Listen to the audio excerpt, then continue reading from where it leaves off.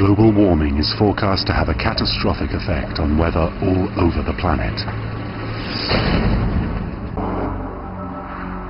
Project Popeye had opened the door to a new and dangerous type of warfare. The firestorm it created led to an international treaty banning all use of weather modification for military purposes. But this didn't stop governments from continuing to explore ways of modifying the weather, sometimes for highly questionable purposes.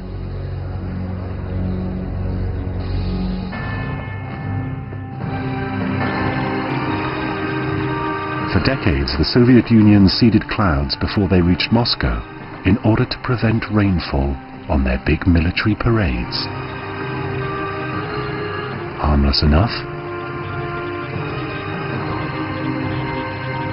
But evidence has recently come to light that the Soviet authorities also use this technology for something much more sinister, the effects of which are still being felt today.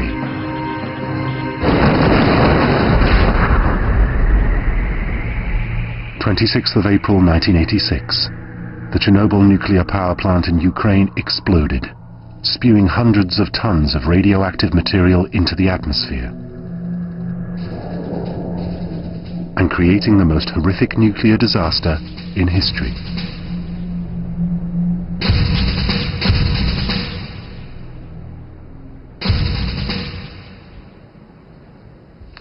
In 1992, Dr. Alan Flowers was one of the first Western scientists allowed into the area to examine the extent of the radioactive fallout around Chernobyl.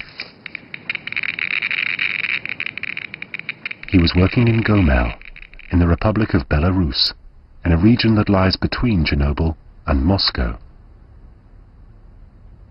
I was with my research group measuring levels of radioactivity in the soils and also the levels of radiation dose that the population were exposed to.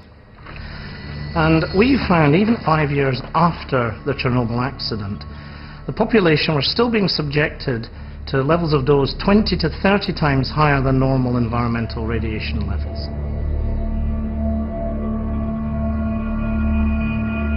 Many children in Belarus were showing the effects of intense radiation poisoning. But how was this possible so far from the reactor? We would not normally expect, at a distance of 150 to 200 kilometers, such high levels of radioactivity, unless, of course, there had been some very unusual and intense rain. Following the explosion, there was a build-up of heavily radioactive rain clouds above Chernobyl. The prevailing winds threatened to blow these radioactive clouds towards Russia and the major cities of Moscow and St. Petersburg. But the rain never reached these cities. Instead, bouts of very heavy rain fell on the southeastern corner of Belarus, the same area that Dr. Flowers revealed to be showing unusually high levels of radioactivity. Disturbingly, many eyewitnesses claimed that the rainfall was caused by cloud seeding. One of our colleagues told us about the Sunday immediately after Chernobyl, when he drove back from the city of Gomel in very heavy rain and noticing aeroplanes in the sky with coloured materials coming out and trailing them.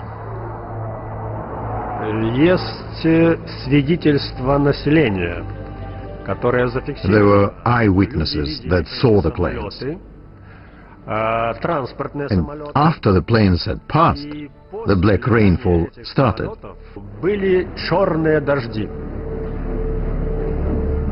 Dr. Zion Pazniak, a Belarusian scientist and politician, is convinced that to save Moscow, the Soviet authorities deliberately rained out radioactive material on Belarus and openly accused them of doing so.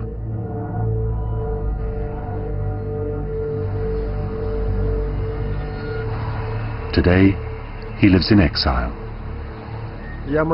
I can speak freely about anything I want now, though I know if I ever go back to Belarus, I'll be killed.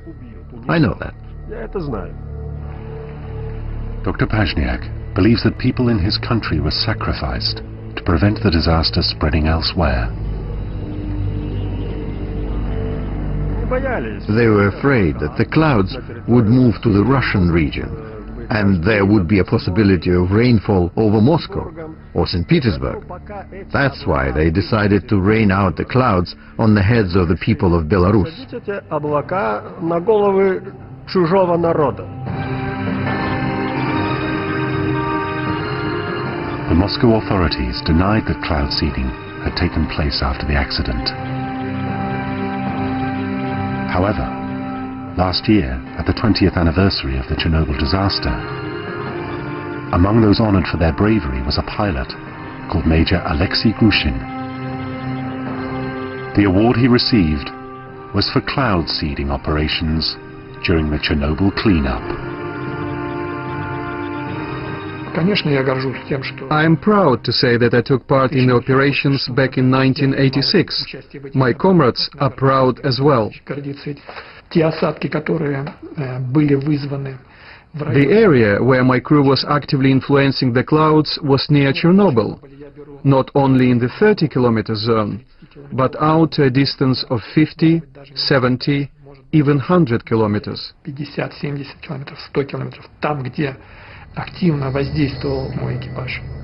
The plane was equipped with artillery shells, which were filled with a seeding material, silver iodide. And we were following orders from the ground regarding which zones we were required to seed.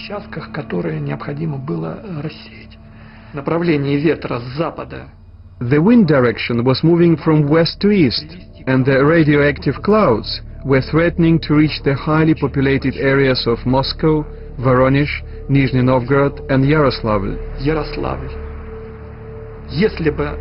If the rain had fallen on those cities, it would have meant a catastrophe for millions.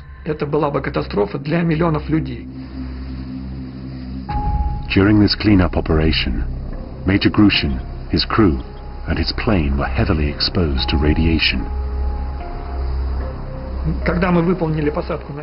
Once we landed at the airport, I was ordered to park my plane in a separate place. People came from upwind towards us. They were dressed in anti-radiation outfits and held devices to measure radiation. They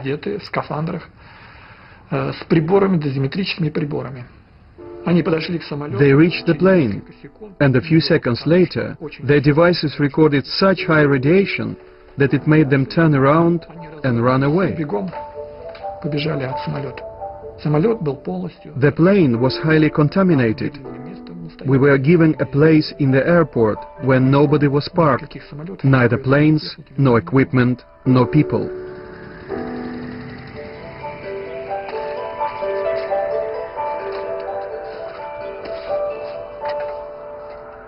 The ruins of the Chernobyl power plant stayed highly radioactive for long after the explosion. And Major Grushin said he and others continued to conduct cloud seeding missions months after the blast.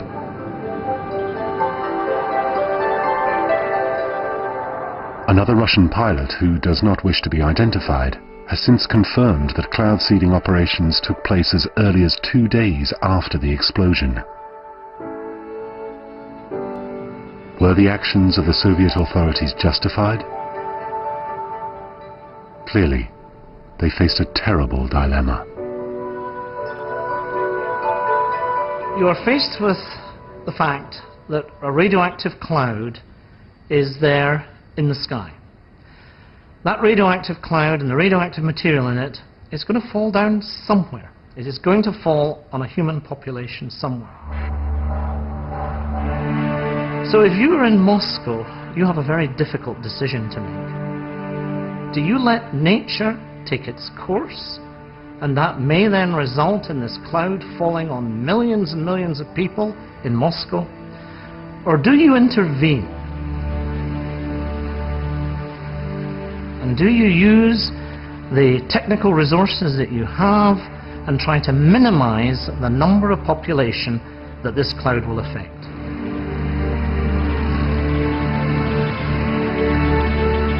The trouble was, the secrecy which surrounded events at Chernobyl meant that the Belarusian people were completely unaware of the coming rain.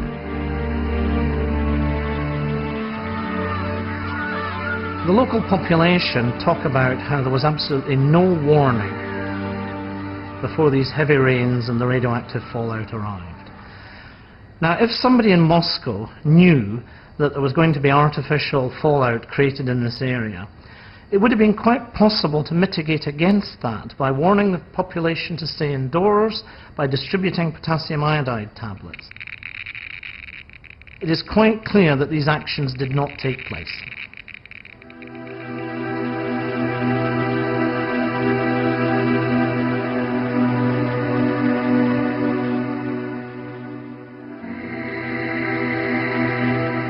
The high levels of radiation found in Belarus have led to dramatic increases in leukemia, thyroid cancers and child defects.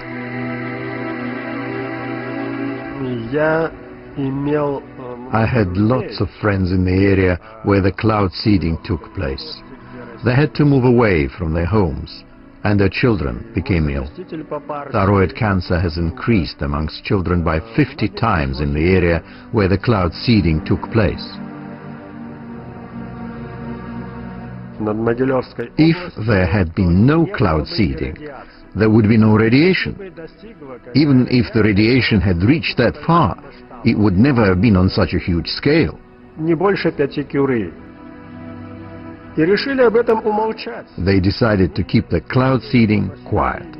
They thought that the public would never find out about it. Everything would stay a secret and nobody would need to take responsibility.